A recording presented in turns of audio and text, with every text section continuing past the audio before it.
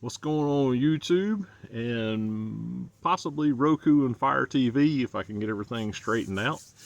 This is Big Rob. Welcome to another episode of Big Rob's House of Entertainment and No Chinese Food. First, before I do anything else, I'd like to give a quick shout out and a great big thank you to the Zone Collectables and Spotlight Media. The Zone Collectables, of course, you can find them at 305 Main Street down in Tifton, Georgia.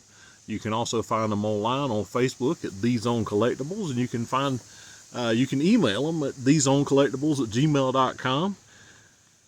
Go by and see these wonderful people, or check them out online, or however you can do it. They have the coolest store I've ever been in.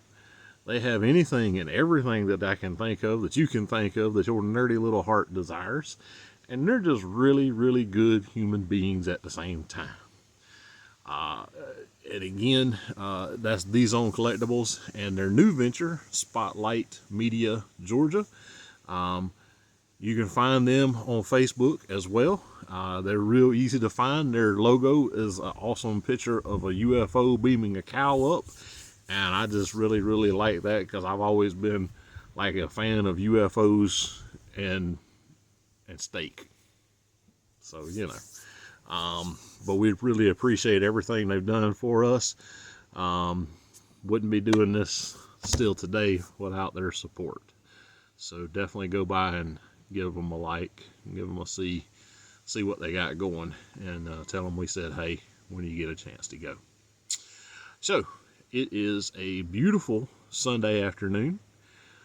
The sun is shining. It was a little cloudy earlier and windy. It was beautiful then, and it's beautiful now. I am thoroughly enjoying it. I got to go wash clothes, which means I'm going to be on the inside. That's kind of a bummer. Hopefully I finish that up pretty quick and I can go back to sitting on the front porch and watching the world go by. That's my plan for this afternoon. I know it's not a lot, but you know, I'm a simple guy. So first thing I wanted to talk about is tomorrow is Memorial Day. Call it Decoration Day, call it Remembrance Day, however you want to refer to it. It's a day that we take and we set aside and we honor our veterans that have fought and died in service to this country and to you and to me if you're in the U.S.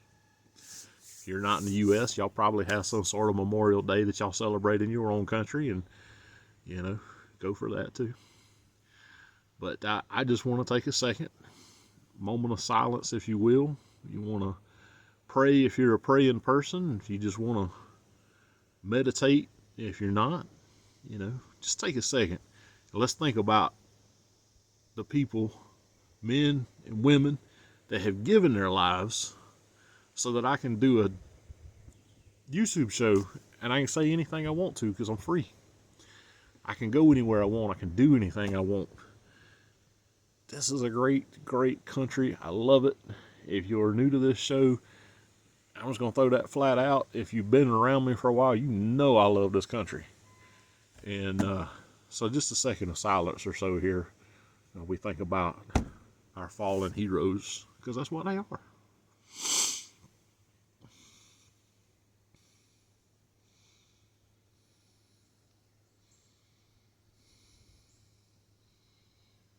I appreciate that. I appreciate y'all giving me that time. I was piddling around on the interwebs this week, and I found a video game. You know, a few weeks ago I reviewed a movie about the character Trinity. They Call Me Trinity, with Terrence Hill and Bud Spencer. And real funny Western, real good movie. It's got a couple of sequels. Well, I found out that there is not one, but two video games. The video game is Bud Spencer and Terrence Hill's Slaps and Beans. And the first one's been out actually for, I don't know, 6 or 7 years. You can download it on the Xbox Store, PlayStation Store, Switch Store, and it's available on PC. It's on the Google Play Store, but it said it was made for an old version of Android, so I don't know if it'll work on my phone, or I may go dig out one of my old phones and try and get it to work just to play it and see what it looks like. It's a side-scrolling beat 'em up. If you play Double Dragon or Streets of Rage, something like that, you know what I'm talking about. It's a beat 'em up brawler. But it's kind of got the likenesses of Bud and Terrence, and it follows along, not really with their movies, but their careers of movies, whatever. There's Old West stuff, there's Miami stuff, there's tropical islands. That's all semi sort of drawn from their movies. It looks really hilarious, and I'm a fan of side-scrolling video games anyway, so I'm definitely going to sit down and try it one day. The sequel, which is Bud Spencer and Terrence Hill Slaps and Beans 2, because that makes it easier to remember. The Kickstarter, I'm late to the game, sorry, but the Kickstarter got fully funded, so they're working on that now. It's apparently hasn't been released yet, because the Kickstarter, I think, was done earlier this year. So get the first one, give it a shot if you like, or at least look it up, see what you think. It's on the Steam store if you're new PC gaming. Take a look at it at least. If you don't buy it, that's your business. But I'm going to probably check into it and probably try to remember to get the second one when it comes out, just because it does look pretty amusing, and I like those old school video games like that. That was some of the ones that I was raised on, and I enjoy them. And these look like they'll be kind of funny. The same kind of humor that these two guys were known for. So I'm pretty interested in that, and hopefully you will be as well. Haven't been on the road lately, so I don't really have any road stories. That may change in the future. Hopefully that'll change in the future. So I try to find something to talk about. But that was about it for this week. I did watch a new old movie, and I had asked for suggestions a few weeks ago, and you guys gave me some really great suggestions. Some stuff that was already on my list to watch, and some stuff that I hadn't even thought of to watch. And so I'm trying to work some of those in. I try to watch something I had planned on and something you guys asked for, kind of go back and forth a little bit. It just kind of depends, unless something, jumps out at me. But this week, a couple of you guys had said something about watching the movie Beastmaster. I don't remember ever seeing this when I was a kid. So honestly, this was my first time watching it, as far as I know. I could be wrong. My memory's not the greatest, but I think this is my first time watching it. And so to be completely honest, I didn't have a nostalgia factor, and that probably was a mistake, because you guys might get upset with me on this. But anyway, so Beastmaster came out in 1982. Had a $9 million budget and a $14 million box office, so moderate success. It has got a cult status. I know that. I'm not dumb to that part. I know it's a cult favorite. The movie starred Mark Singer as the main character Dar. He did all three Beastmaster movies, because there's 2 sequels. I'll tell you about it later. He did the original Visitors TV show and movie miniseries. He cameoed in the new one. He cameoed in a few episodes of Arrow. He's been in a bunch of stuff, though. He's a fairly prolific actor. Kiri is played by the late Tanya Roberts. You know who she is. That's Midge from that 70s show. Super, super gorgeous lady. Good actress. She was also in Sheena, the movie Sheena, Queen of the Jungle.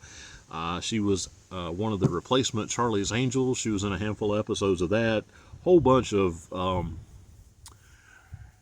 Skinamax-esque titles, because she's an extremely beautiful woman. She's also a good actor. She passed away just recently. That was a pretty big bummer there.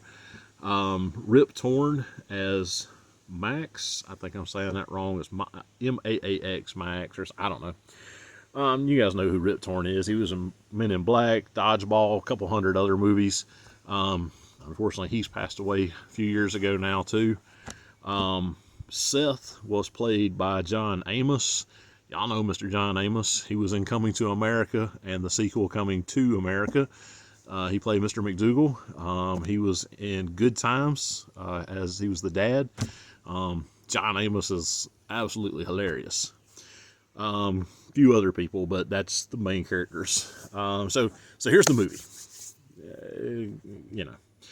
So it starts off, Max is a high priest of this weird pagan cult, and he's got these witches that are foreseeing the future in this cauldron, whatever, and they tell him that the King Zed's unborn son is going to kill him. It's gonna happen. There's no changing it. That's just gonna happen. And the kid was born. Of course, he doesn't take that well because he's the bad guy, So about that time, King Zed busts in and tells this dude that he's been excommunicated from the kingdom. I don't know why he didn't just have his knights or soldiers, whatever you call it. I don't know why he didn't just have kill him right then. It would have saved us from watching this whole damn movie, but he didn't. Anyway, so he leaves, and he sends one of his witches to kidnap the unborn son. And it's something that could only come from the early 80s. The witch brings a cow. Oh, you can't see them. They're in the back end of the field. Okay. There's cows in that field. They've been up front for 3 days, but today when I want to make a point, they're hiding. Anyway, the witch brings a cow into the palace, into the king's bedchambers, and she uses her witch magic to pull the unborn son out of the queen's body and put it into the cow. I'm going to say that again. She uses her magic to pull the unborn son out of the queen's body and puts him into the cow. All right. So, and she leads the cow back out of the palace. That is the weirdest way to smuggle a baby out of a palace I have ever heard. That could only happen in the 80s. I don't know. Whatever. All right. So, anyway. So, a little bit later on, she gets the cow and she kills the cow. I guess she kills the cow. She slices the cow open and gets the baby out. And she's fixing to sacrifice the baby. And this bald-headed dude, he sees her and he pulls out his really cool boomerang knife glaive. I don't know what to call it. He named it something and I didn't understand what he said and I didn't look it up because I'm dumb. Anyway, I'll try and look it up and put it in the show notes. Anyway, he kills the witch, or stabs the witch in the back, he thought. He goes up and anyway, in the terrible fight, he kills the witch and gets the boy. And this is the king's son. And he raises the kid as his own. He goes back to the village. Everybody's happy to see a new baby. Nobody sells him in the white slavery market, but it's the 80s. Whatever.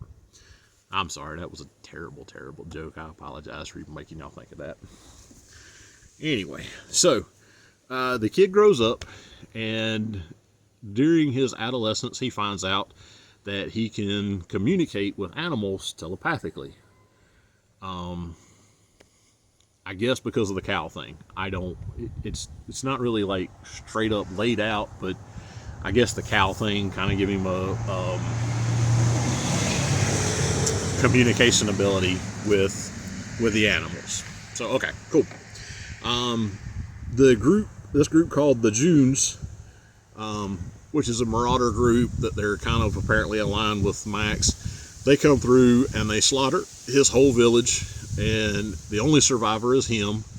And so, of course, like a good son and member of the village, he swears vengeance upon the Junes.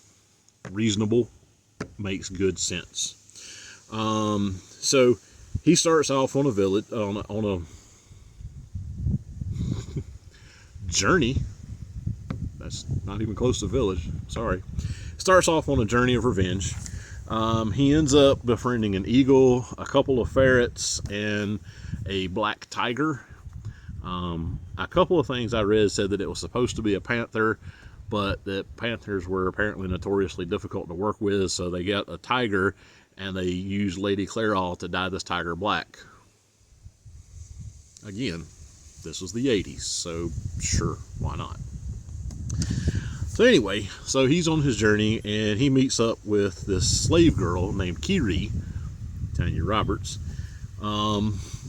He kind of does a little 80s style flirtation, which in 2023 was awful. It's very hard to. Tanya Roberts is easy to watch, but the flirtation was hard to watch.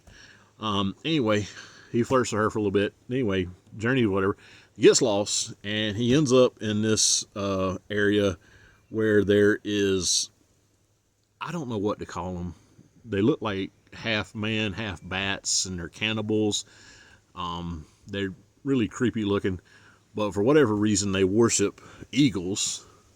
So maybe they're half bird, half human, still cannibals. They wrap people around with their membrane wing things, and they just kind of digest them into, I don't know, you have to watch it. Anyway, they worship eagles, and since he's got a good buddy that's an eagle, they give him this cool medallion and let him live, which is a pretty useful thing. So if you have the choice of whether or not to befriend an eagle, totally go with befriending him, because it could save your life from some cannibal bat bird people one day. Just worse to live by. I mean, you do you, but that just seems like a really solid plan to me. So, anyway. So then he finally makes it back to town, to the kingdom where he was actually born at. And he finds out that Max has actually completely taken control of the town. He runs everything. He's sacrificing little kids to their pagan evil god Jagoff. He gets his eagle to save one of the kids that he's trying to that they're trying to sacrifice. He sees that Kiri is part of the slaves for this pagan group. And so he's like, oh, I got to save this chick. But they're taking him somewhere else to sacrifice him, I think. So that's why he leaves. He's following them. All right. So then he meets up with Seth and Tal. Seth, of course, John Amos. Tal is played by some kid. I didn't look him up. I probably should have. He's probably super famous now, but I didn't look. At this point, he finds out that Tal is the second born son of King Zed, which means they're half brothers, because his mom died whenever they took the cow thing. That's his half brother, and he finds out that Kiri is his cousin, or his brother's cousin, which kind of makes him his cousin, which means that this movie might take place in Alabama. More on that later. So anyway, so they say, all right, well, we've got to save Kiri, because she's hot, because that's what you do in the 80s. So they infiltrate the temple, and they save Kiri, and they rescue Zed. For some reason, this dude is not dead yet. He is in prison, and his eyes have been gouged out, so he can't see. They rescue him. They get out of the temple, and Zed's telling everybody, it's like, oh, we got to go back and fight this evil dude, Max. And Dar's like, no, dude. He's got an army of Junes and Julys and August. You can't get to him. And Zed's like, who is this? And they're like, it's the dude that saved you. He talks to animals and stuff. And Zed, being a complete and total douche, is like, you're a freak. You got to get up out of here. That's his kid, y'all. But he don't know that because he's blind. But you'd think somebody would have clued him in, but they didn't. Anyway, so Dar takes off, wandering around, nomad lifestyle. But he has a change of heart because, again, Tanya Roberts is super hot. Just saying. So he goes back and finds out that while he was gone, Max sent all his minions to kill off all these people, and they recaptured Zed. Because why not? All right, so they got him again. So Max has got Zed on top of the temple, or on top of the pyramid where he's been sacrificing kids. He's got him tied up in a chair where he's resting because he's old and blind. And then he tells Zed, oh, by the way, that dude that you was a douchebag to earlier that saved your life, that was your kid. And then he stabs him and kills him. I don't know. So then they fight, because Dar's there. He's gone back to try and save Zed again. And they fight, and one of the ferrets jumps up on Max's face and knocks him over into the fire, and the heroic ferret sacrifices himself to kill the main high priest. Okay, so then they're like, oh, celebrate, because we killed this one dude that was a D-bag, and his priestesses, high priest dudes. But then they're like, oh yeah, we forgot, there's a whole army of Junes, Julys, and Augusts that's coming back to kill us too. So then they prepare the town, they batten down the hatches and this, that, and the other, and they wait on the June horde. And of course the June horde comes, and they have a big fight, and Dar actually kills the June head crazy dude. I don't know, their chieftain, war powder, whatever. Anyway, they're doing pretty good, but I guess they think they're about to get overrun, because he pulls out his medallion of the cannibal bird bat people and calls in reinforcements, and the cannibal bird bat people come and they kill the rest of the June, July, August army, which is cool, but they don't kill the villagers. They just leave. Which, if you're going to have friends with a cannibalistic bird bat man, you want him to kill your enemies and leave. You do not invite him to stay for supper, because that is just really, really messy. I don't care how good a host you want to be, you just can't do that. Whatever. All right. And by the way, if it sounds like a mess, some of it's how I tell it, some of it's how the movie was. You just got to watch it. Anyway, so they decide to make Tao king. He's the second born. Makes sense. Anyway, Dar's like, I don't want to deal with that crap. I don't want to deal with all you bureaucrats and stuff. So you just make this kid king. Seth, you hang out as the advisor, and he rides into the sunset. Well, then he turns around, and Tanya Roberts is there, and they decide they're going to do some Alabama stuff, some cousin loving, and they ride off. And you see, like, the one ferret that's left, it has some baby ferrets, so that's kind of nice, because that one has sacrificed himself, but it apparently had already. Anyway, so that's the movie. This is a terrible, terrible movie. Yeah, for those of y'all that told me to review this, I know y'all going to be mad at me for saying that. If I had nostalgia attached to it, I would probably feel differently. But again, I don't have nostalgia because I don't remember watching this before. It's a mess. It makes very little sense. Honestly, if Tanya Roberts wasn't in it, I probably wouldn't have made it all the way through the movie. But I did. For y'all. Because I love y'all. And that was in 1992 or 1982. In 1991, there was Beastmaster Through the Portal of Time. The sequel was made. This one, the Beastmaster travels into the future to the 1990s. So he's way out of place, but I don't know. In 1990, and that one was released in theaters. In 1996, a movie called Beastmaster: The Eye of Braxis was released. That one was made for TV. It did not go to the theaters, probably for a good reason. That one, he didn't go to the future. It was like an evil half brother that he didn't know about that he has to fight or something. I don't know. In 1999, there was a Beastmaster TV show that lasted for 3 seasons. It kind of reworked his origin and stuff, but it was still kind of the same thing. In 1959, so 20-something years before the movie, there was a novel. I forgot to write the author's name down. I apologize. But it was called The Beastmaster. But it was about a Navajo war veteran who went to another planet. I don't know. It's a totally different thing. But they say that the movie was, not based on that, but drew inspired by the book. And the novel's got several sequels as well. Beastmaster is on Amazon Prime. That's where I watched it. I'm sure you can pick up DVDs off of eBay or Amazon or Walmart if you want hard copies. Beastmaster 2 and Beastmaster 3, I did not find on streaming anywhere. Thank God, because I do not want to ever see those. But I'm sure I could find them on eBay, you know, on DVD somewhere. The TV show, you can watch that one on Prime. You can watch it on YouTube, Tubi, Plex, Free. There's a ton of places you can watch the TV show. I may one day, if I'm super bored, give the TV show a shot. That don't count on it. And I'm definitely not going to review. I'm not going to watch all 3 seasons to review it. You know, I can understand why this one is a nostalgia thing. If you watched it back in the day, but for me, it's a no-go. I'm not a fan.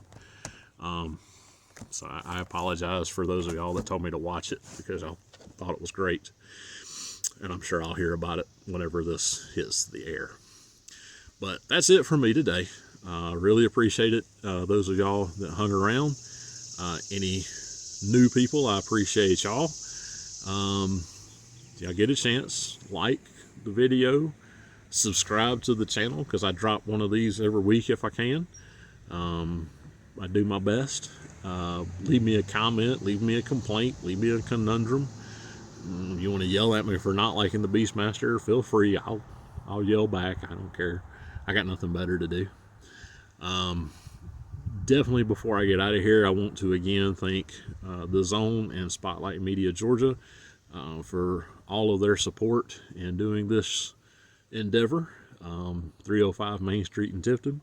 The Zone Collectables on Facebook. The Zone Collectables at gmail.com. Spotlight Media Georgia, or Spotlight Media GA on Facebook. I'll throw their stuff up on the screen. And don't forget my buddies Hassel and Monster over at the Nerdy Man Room Show, and Hassel by himself on Hassel's Reviews. They drop videos quite often, at least once a week if they can. I'll put their information up. They are very, very active on social media. They're active on YouTube, and of course they're working on getting back on FireTV and Roku TV as well. I'm not sure where we stand on that. I've got to check on that this afternoon. But definitely go give them a like and watch their show. I was supposed to be on an episode or 2 with them, and I ended up feeling terrible, and I missed out. I really hate that, because I really, really wanted to be on their Top 7 Monsters episode. I know Monster did give me a shout out with the Rancor Monster, and I greatly appreciate that. But I am bummed about missing that, but that is my own fault. I'll be back over there with them eventually, I'm sure. But anyway, that's it. Thank you for watching the show. Thank you for sticking around to the end, and may the force be with y'all.